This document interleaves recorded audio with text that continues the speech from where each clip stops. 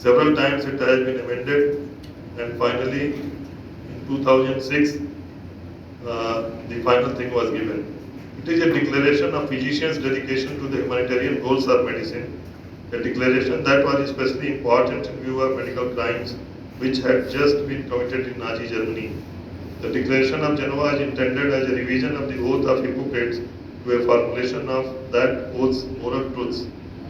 At the time of being admitted as a member of the medical profession, one pledge is given, and I'll just repeat those pledges. I solemnly pledge to dedicate my life to the service of humanity. I will give to my teachers the respect and gratitude that is their due, and I will practice my profession with morality and dignity. The health of my patient will be my first consideration. I will respect secrets that are confided in me even after the patient has died. I will maintain by all the means in my power the honor and the noble traditions of the medical profession. My colleagues will be my sisters and brothers.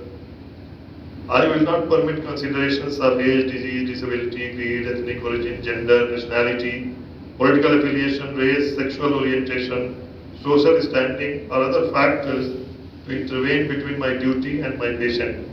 I will maintain the utmost respect for human life. I will not use my medical knowledge to violate human rights and civil liberties, even under threat. I make these promises solemnly, freely, and upon my honor. Then finally,